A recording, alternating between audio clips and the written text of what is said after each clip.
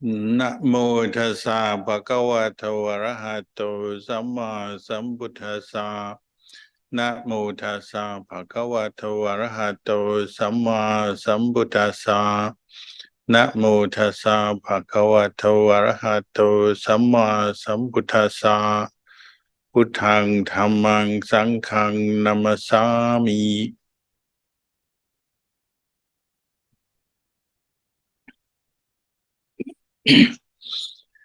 Blessings, good evening to you all. Very inspiring to hear you all chanting just now, chanting paritas, something that Buddhists have been doing ever since the time of the Buddha. 2,500 odd years, people have been chanting these same verses of protection, recollecting the goodness of the Buddha, the Dhamma, the Sangha, practicing mindfulness in order to chant correctly and fully. You have to pay attention to what you're doing.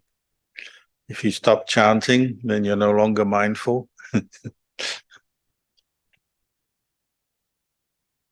And when you chant, what happens? It brings up great strength of mind, faith, confidence. It reminds us of the teachings, reminds us of the teacher, the Buddha, and the Dhamma and the Sangha.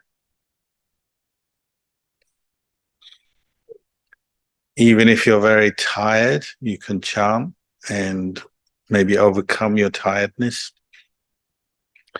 If you have a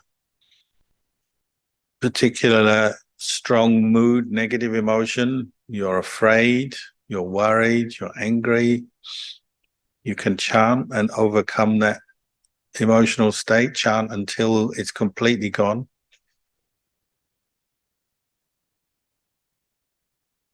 So people have been doing this practice for all those years, whether as a group like you just did, or individually, when people are on their own, they chant. And it seems to connect the mind, the heart, the mind back to the Buddha and his teachings.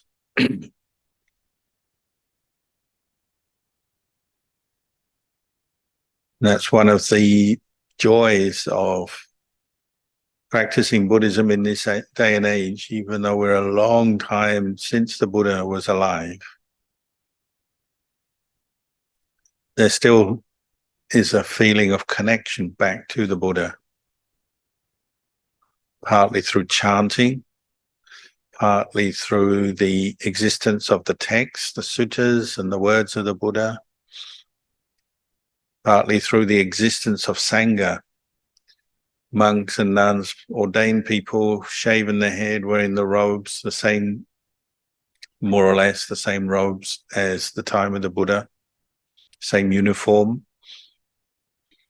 We call the robes the banner of the Arahants. All those well-known Arahants in the time of the Buddha, they wore these kind of robes, lived with shaved head, carried an alms bowl, practiced like we're practicing. Lay devotees supported them, listened to the Dhamma, practiced meditation, following those Arahants, just as we are. That's something to rejoice in, that the Buddhist teachings haven't disappeared from the world. They're still with us. That's our good fortune. That's our inheritance. We've inherited the teachings. We inherit the structural part of Buddhism, the places, the temples and monasteries, the Buddhist centers, physical locations. We inherit the Tripitaka, the texts, and we inherit the teachings and the ways of practice. Again, that's something you can benefit from and learn when you come into a monastery like this. You become part of the Sangha for the day. My teacher, Ajahn Chah, used to emphasize the importance of the monastic training and discipline, even for lay people, to take part in it as a way of increasing their faith, their mindfulness, their determination, their effort. So when I first became a monk at Ajahn Chah's monastery, people would walk into the monastery. When they got to the front gate, they would take their shoes off and carry them,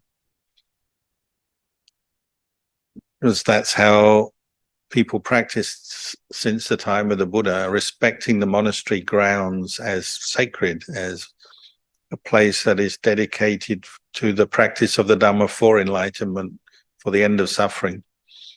So even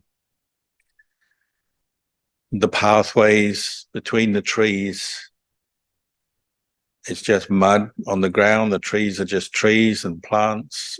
All of that is considered sacred and important place of respect. And of course, the Sangha members, they're people that we respect. And that's not, whether you like the person or not, the personality. It's the practice, the training, the precepts that they keep.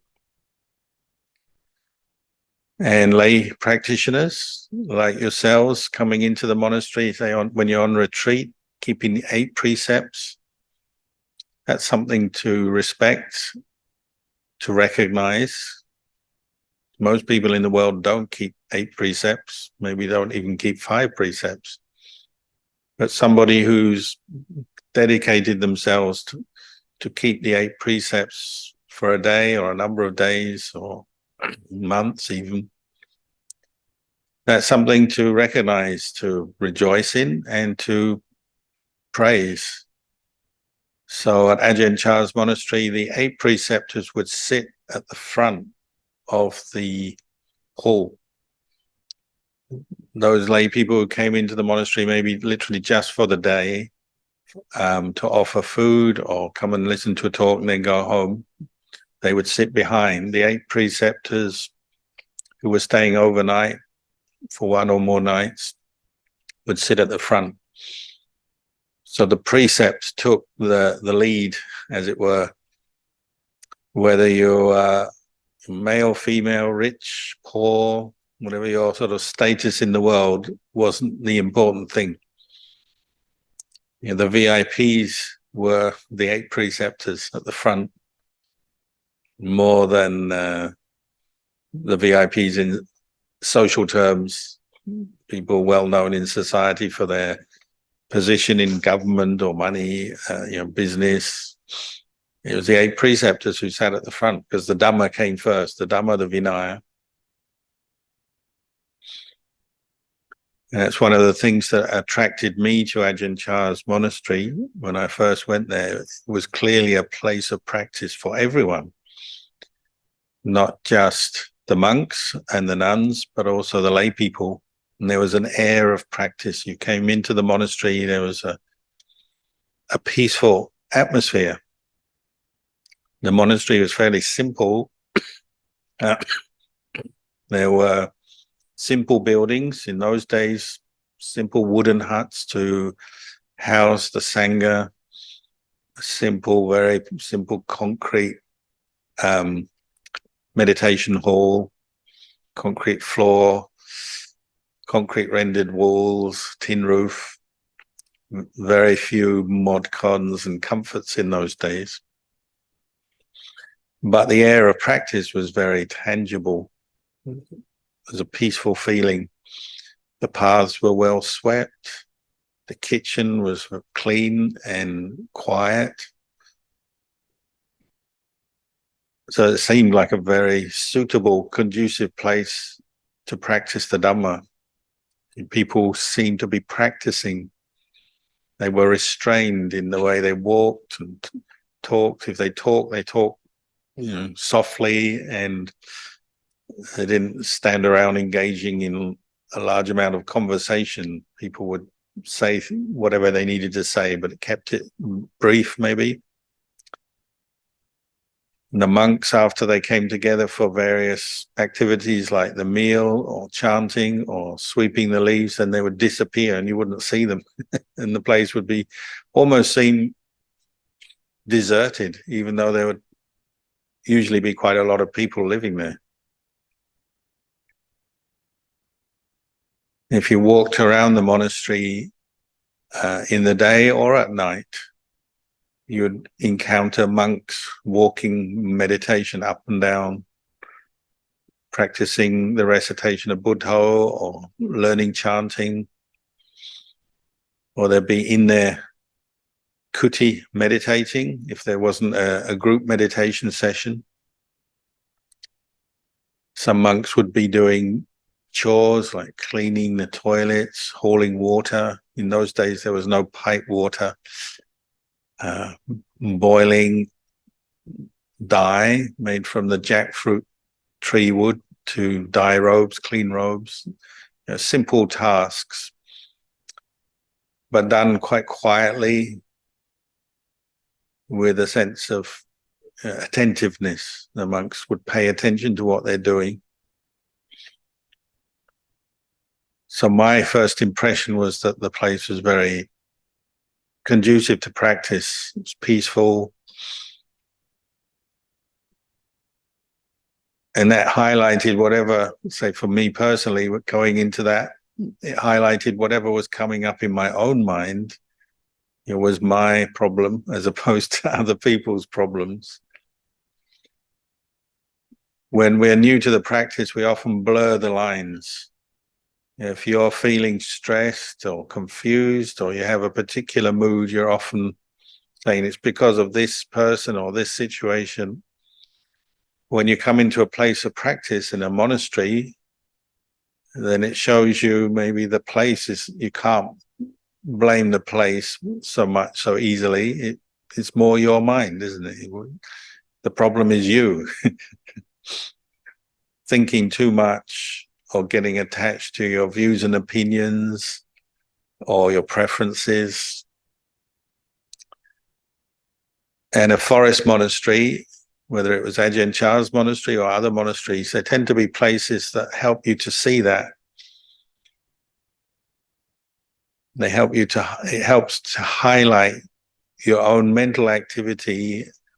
And if you're experiencing any suffering, you get to know it, you get to see it. Because the outward environment is fairly ordinary, peaceful.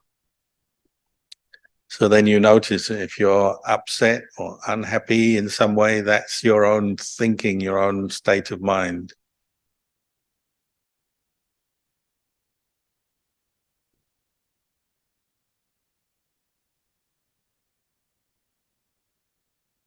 And this is what the Buddha was encouraging. When we have a place of practice, we look after it and try to cultivate harmony and cooperation between the Sangha or the laity, so that then we can turn our attention inwards and we're not too caught up with external problems and issues, disagreements, differences of opinion. But we're actually able to follow a routine, keep the rules, follow the different practices of that place, but then turn our attention inwards. And we become more aware that if I'm suffering, it's me that's the problem. You become more aware of your own thoughts and feelings and take responsibility for them.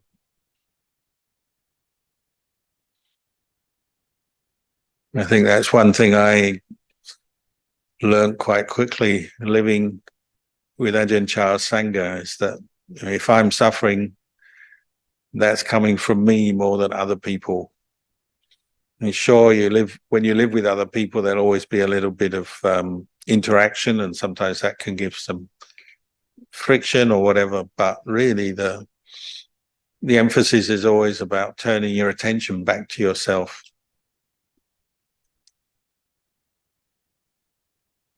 Ajahn Chah himself said, when you're new to the monastic training or new to the practice of Buddhism, probably your number one obstacle will be what we call ditthi and mana. Ditthi means your views and the attachment to all the different views and opinions you have.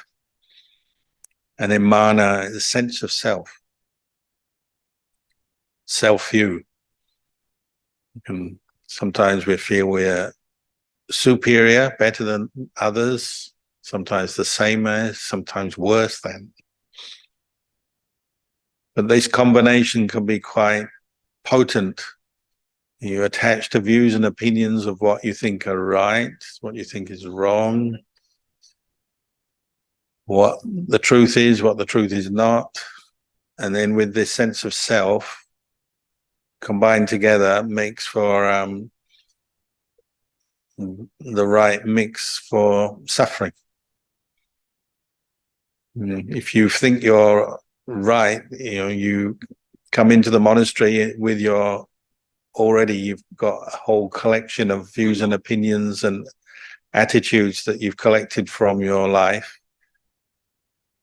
And then you come into the monastery, well, you might want to do things in one way, but perhaps the monastery routine and the rules and the way things are done is different. Most people, when they came into the monastery, they were confronted with the rule that you get up with the morning bell. It was 3 a.m. the morning bell, and it's compulsory. You get up and you come and meditate and chant before dawn. So it's already something that would stimulate views and opinions. There'll always be someone saying, why do we have to get up so early? If I could sleep more, then my meditation will be better. Why can't we get up at 7 o'clock or 8 o'clock, whatever the reasonable suggestion you had? Most people kept their views and opinions under wraps, so they would think that, maybe just tell their friend, but not display the view and opinion very much. But it would be going on the inside, what we call the internal dialogue. So it may be in a negative vein. Why do we have to get up? Come and sit in a meditation hall. The meditation hall, the windows were always open. There's no mosquito screen, so it was full of mosquitoes. The forest was very damp. So that might be another opinion. Why do we sit meditation with mosquitoes swarming around? Why don't we go somewhere where we can sit under a mosquito screen or away from this place that's full of mosquitoes? So that might be another opinion. Some monks probably hated mosquitoes, but as a monk, you can't kill them. I found that very useful in the long run, because it brought up irritation and those kinds of views and opinions would come up, but then I had no choice but to practice letting go. Because what do you do if you're getting up early in the morning to go out and sit in a hall and you're being eaten alive by mosquitoes? You either learn to let go of your aversion, your opinions, or you sit there miserable, not only from the mosquitoes, but from your own negative states of mind that are plaguing you just as badly as the mosquitoes. So you can either sit there, double dukkha, the dukkha of the mosquitoes and the dukkha of what you're thinking about them and your opinions about how the monastery should be set up so you don't have to have mosquitoes biting you. Or you have double wisdom. You let go of the mosquitoes and accept that they're just little creatures that live in the forest and there's not much you can do about them. And you accept, well, this is the monastery, this is how they run it. I'm new, I'll just have to go along with how they run the monastery and accept it. So you let go of that. So you get, instead of sitting there with double dukkha, you sit there with wisdom, double letting go. And maybe your mind, sooner or later, you get it, you understand it, and you let go, and your mind goes really peaceful. And the joke was always that when your mind goes peaceful, you stop fussing about the mosquitoes, you stop moving around, sweating, making a fuss, then the mosquitoes start to ignore you. Because they're always attracted by people who move a lot, sweat a lot, salt in the sweat, the smell.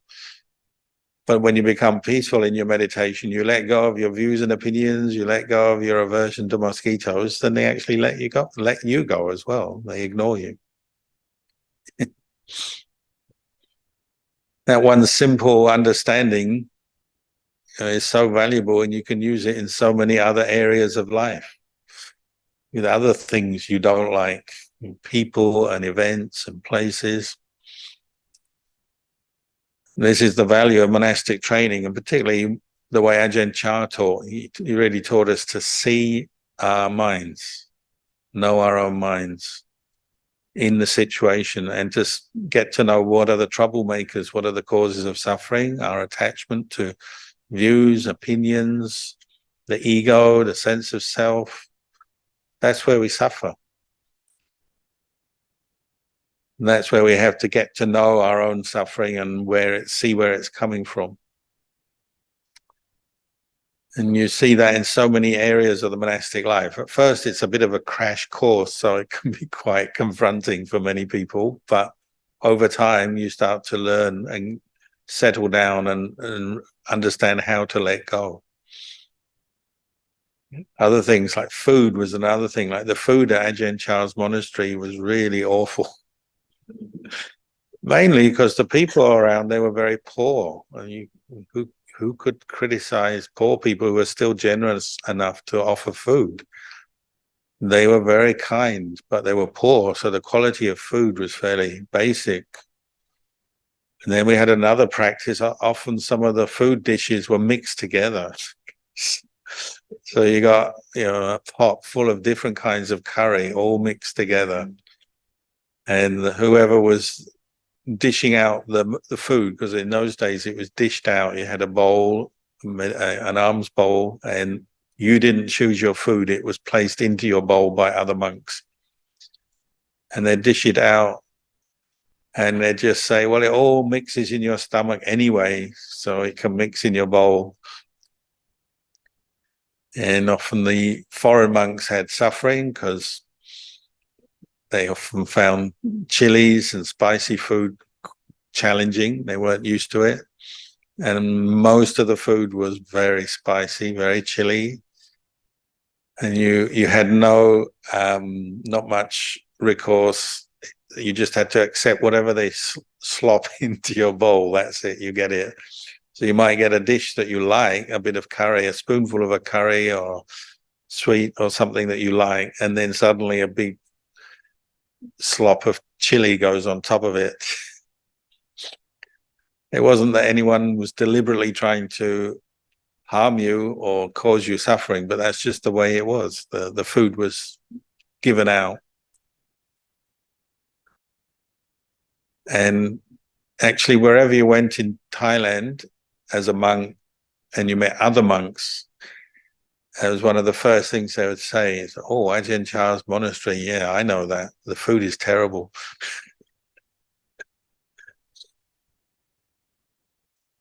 It's probably a lot better these days, a lot more choice, and now you can choose your own food, what you put in your bowl.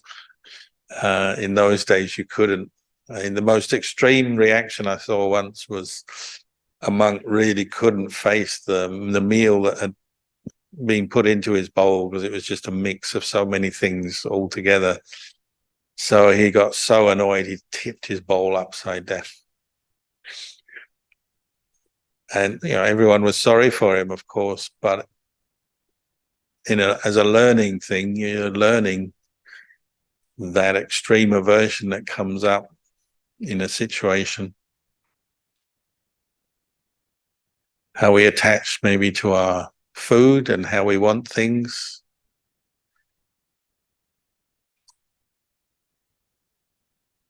We attach to conditions. Nowadays, there's much more comfort and convenience in the monasteries, but the principle is the same. And the same for the lay life. Where do we suffer easily in life? Well, probably when we start attaching to our views and opinions about our home, our family, our workplace, and then our country and our government and everything that we're involved with. We start forming views and opinions, which is okay. I mean, it's normal to do that, but then grasping them strongly, and then we get caught into feelings of, well, this is right, that's wrong, we've got to fix what's wrong, we've got to preserve what's right, I'm right, you're wrong.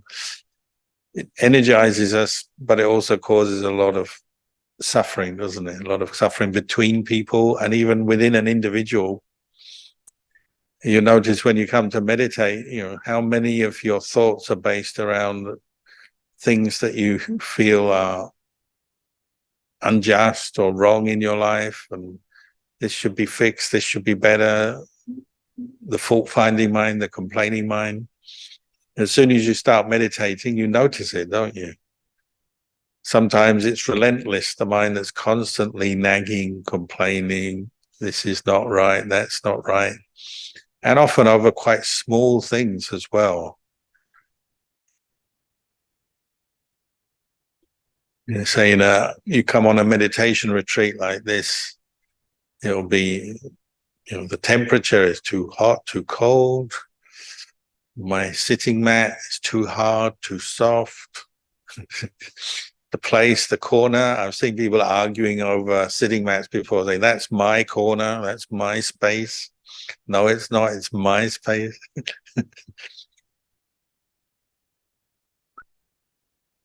Views and opinions over how much we should chant, how much we should sit, how much we should walk, how long the talk should be, what the talk should be about. It's endless, isn't it? Even in a meditation retreat where we're dedicated to bringing up mindfulness and letting go of attachments. If there's anywhere in the world, that's the place you're doing it. And of course, out there in what we call the real world, which is actually not any different from in here, it's just different activities and different people, it's more intense, isn't it? Except for there's often not much room to maneuver. You go to work, you can't just start expressing all your opinions and views about how the office should be set up and what the supervisor or the manager should be doing and what your co-worker should be doing and how much work you should have or not have. As soon as you do that, you are in trouble, aren't you? You won't last very long, probably. And we don't, do we? Nowadays, people are moving between jobs so quickly. If you've been in your job for a year now, you celebrate. You become a veteran after 1 year. And you very rarely see someone who's been in the same job for 10 years. I've been in the same job for 40 years now. I'm doing well.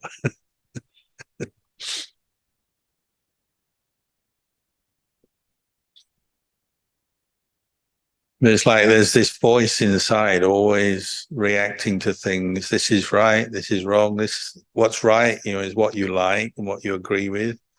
What's wrong is what you don't like, don't agree with. So we're back to the feelings that prompt this sense of right and wrong, liking and not liking.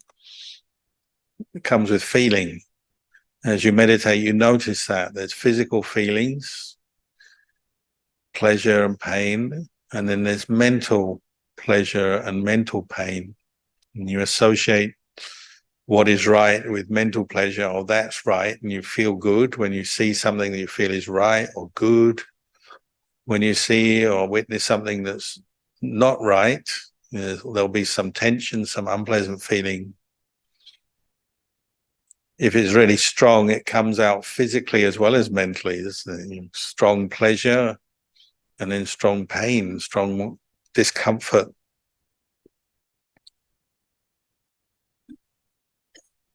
As you become more aware of your body and mind as you meditate, you'll notice how we are prompted or triggered by feelings so much.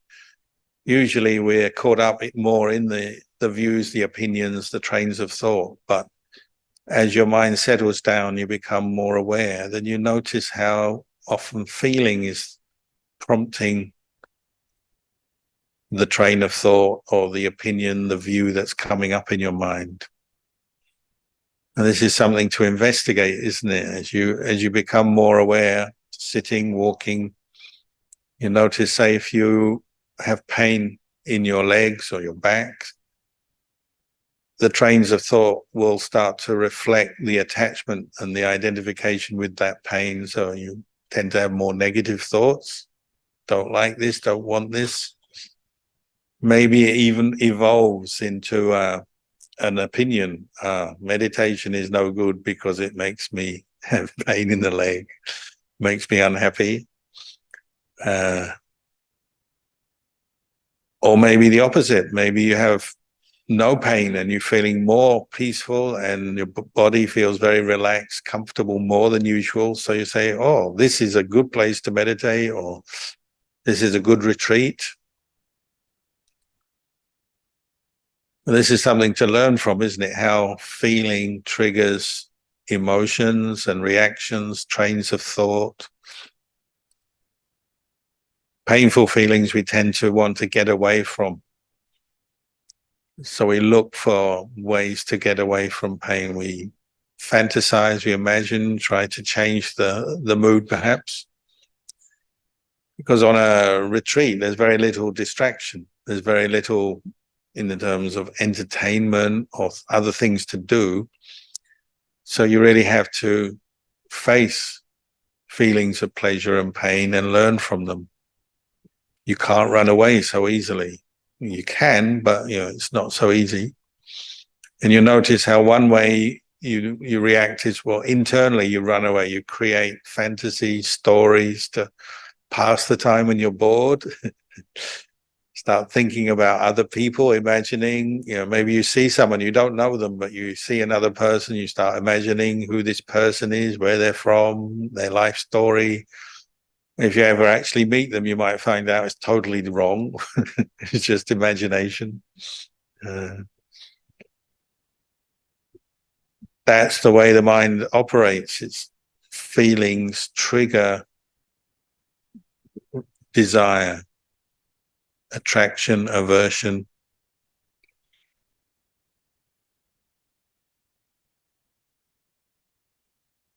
Maybe you finish the retreat and you go home and you've been missing certain things that bring you pleasure. So, you have your favorite food or do your favorite activity for a while just to indulge and get the pleasure back after the retreat, because you feel like you deserve it because you've been going without for a while.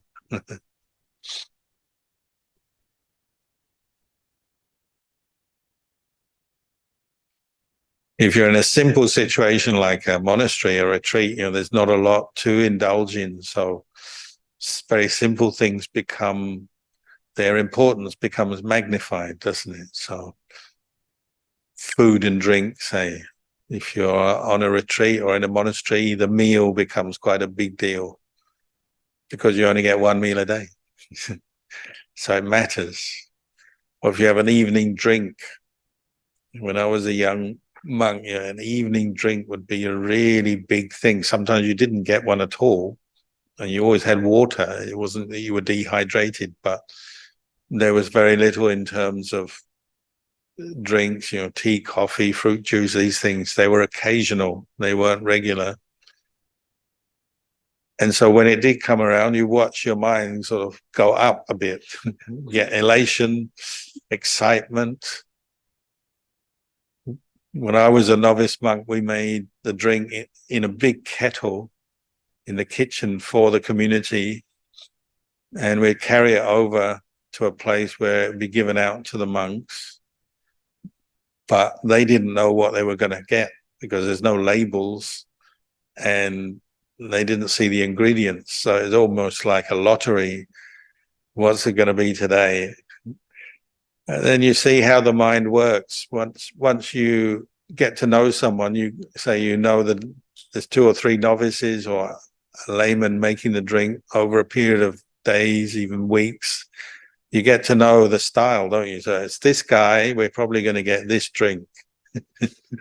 So already your mind homes in on what you're expecting based on what you know about that person, what they've done before. And if you like their style of making drink, whatever it is, there may be, excitement. Oh, it's that guy making a drink. He's making a coffee or a cocoa or a juice. It's going to be really delicious. Okay. So already you're happy, maybe. And then some other guy always makes it wrong, doesn't put the ingredients in right, not sweet enough, not salty enough, not this, not thick enough, not this enough. And so you see that guy making it, you think, oh no. You haven't even tasted it, already the mind has gone there, hasn't it? It's created something out of it. And sometimes it's wrong. People surprise you, don't they? Sometimes the guy who makes the bad drink makes a good drink, or the guy who makes the good drink makes a bad drink, makes a mistake. It happens. Sometimes it would be a group effort and you get two novices. Maybe one would be a Western novice, more adult. One would be a teenage Thai novice with completely different views on what makes it a delicious drink. So you get one set of ingredients going in, and then you get another set going in, and they totally don't mix and don't go well together. And then the end result could be almost undrinkable. Or very occasionally it came out better than you thought. So usually when it came to coffee, the Thai novice would put in all the sugar, all the creamer he could find, and make it as thick and sweet as he could. And most people quite like that. So they'd say, "Well, I never had this before." But it just depended. If it was fruit juice, the Thais would sometimes put chili and salt in. And why is there chili and salt in an orange juice? Nowadays, people offer all kinds of things because the world economy has grown to the point where now you get, chocolate with chili in it. It's actually sold. In those days, it would be like a shock. It's like, oh, there's chili in the cocoa. Now it's actually sold as a product. But the thing was, you watch your mind, the expectation, the high, the elation, when you get what you want or better than what you want, the lows when you're disappointed, and all based around something as simple as one cup of drink. You're ready to destroy the world because your tea is ruined. Or you're ready to make friends with the world because you got this really nice drink. You see how your emotions are prey to something as simple as a drink, and whether it tastes good or not, or to your liking or not, or somebody else likes it, you don't. And why is that? Human beings are different, aren't they? They have their different preferences. But when it is reduced down to very simple things like a meal or sitting in a hall like this, and how you're sitting, whether you have a cushion or not, whether there's mosquitoes or not, these sort of very simple things bring up a lot of emotions, and you form views and opinions, and you see the suffering and how it's triggered. Feeling arises, sometimes pleasant feeling, sometimes painful feeling, and then trains of thoughts, emotions. Maybe they're elaborated, the imagination kicks in, and you can make a whole drama or a whole mood around something vaguely pleasant or vaguely unpleasant, but you create it into something much bigger. You add on attachment with craving and attachment. This is what the Buddha sort of explained. The very profound central teaching of Buddhism we call dependent origination, the way different things arise dependent, one thing arises dependent on another. So craving arises dependent on feeling, pleasant feeling, one kind of craving, unpleasant feeling, another kind of craving. Dependent on craving, attachment arises, clinging arises. You might say that's the repeated arising of craving becomes an attachment. And that gives rise to becoming. You become a certain way, it defines who you are and what you seek in life, create your world based on craving and attachment. Out there in what we call the real world, jobs, family, all these things, it's quite hard to see this at work. It's so much, it's so complex. But in a retreat situation, you have a chance to really focus in on your mind and see some of these patterns and see how craving and attachment arise. And you've got maybe a good opportunity to learn about yourself. And it's not always necessarily that one thing is right or wrong. It's more just seeing how the process works so you can understand if you are suffering, where's it coming from? Feelings arise in us. Craving arise based on feeling arise in you, in each one of us. Clinging and becoming arise within you. This is not other people.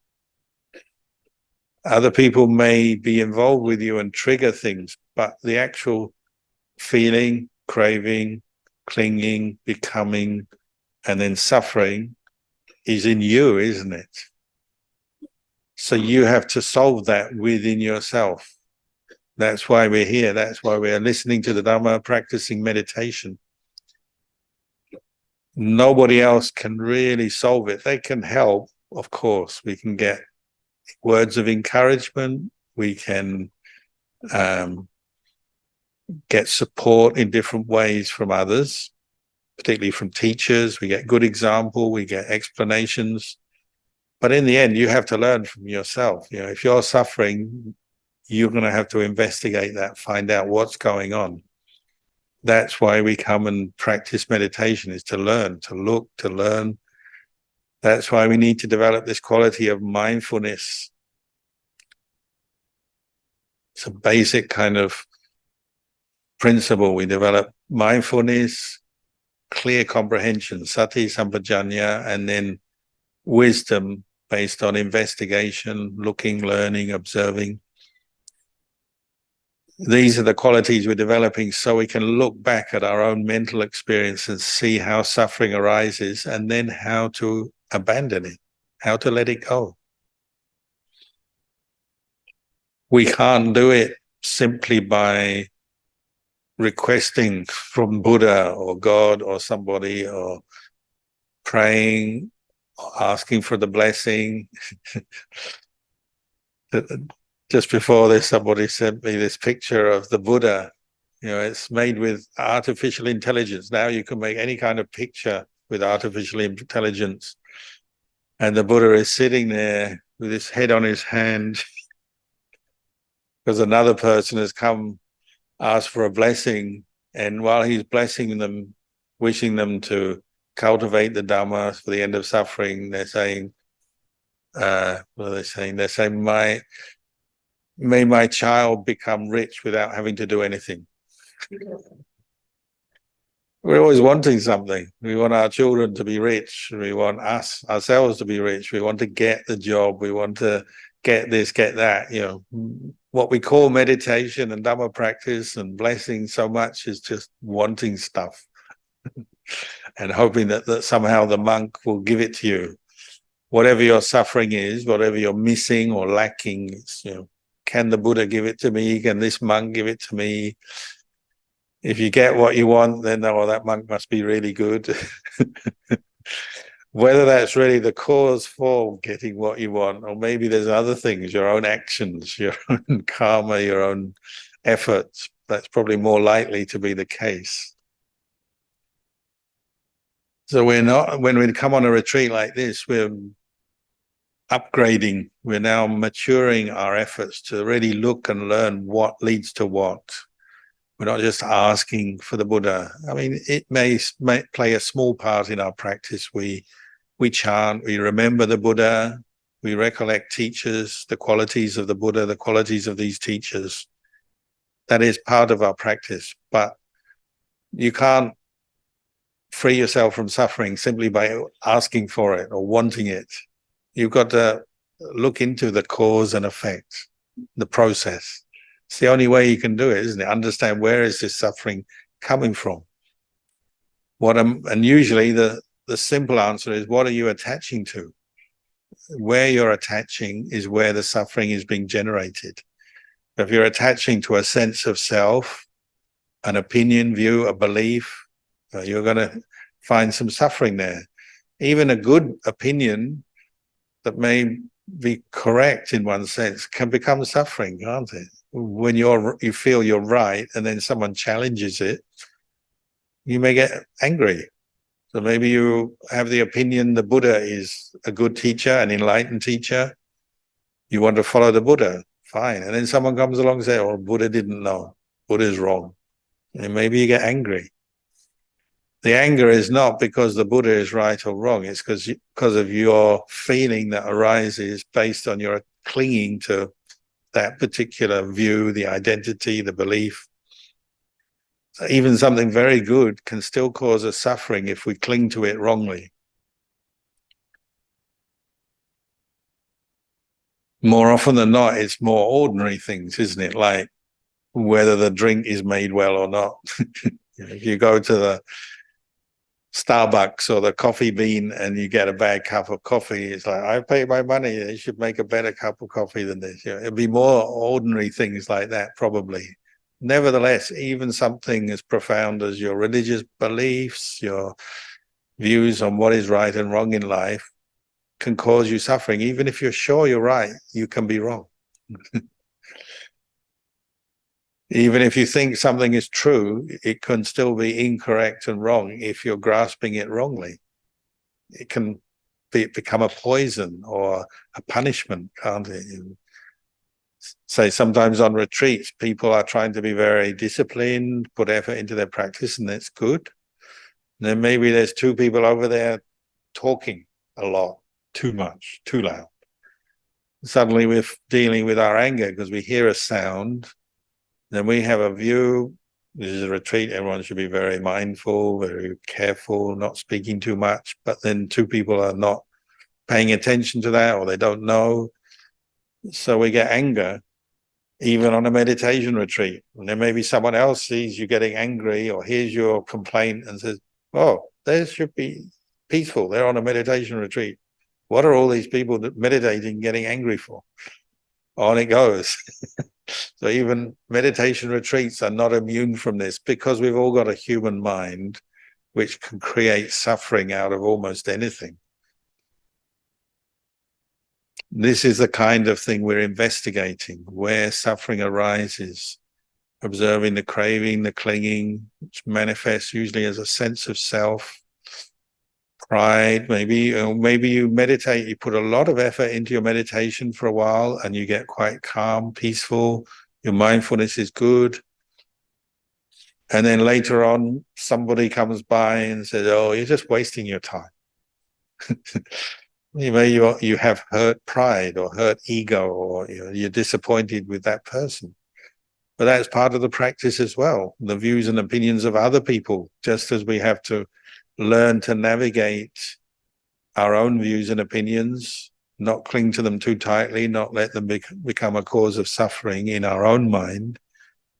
Then you realize, well, other people are doing the same thing. They'll do the same thing. They'll have their opinion, and maybe their opinion is different than ours. So when they express it, maybe it will stimulate disappointment, annoyance, anger. But the more you understand this, you say, oh, they're also suffering from this thing. You're clinging too tightly to their thoughts, their views and opinions, their feelings, just as I am. But they're going to have to sort that out for themselves. I can't do it. I'm going to sort it out for myself. So you come back to yourself, don't you?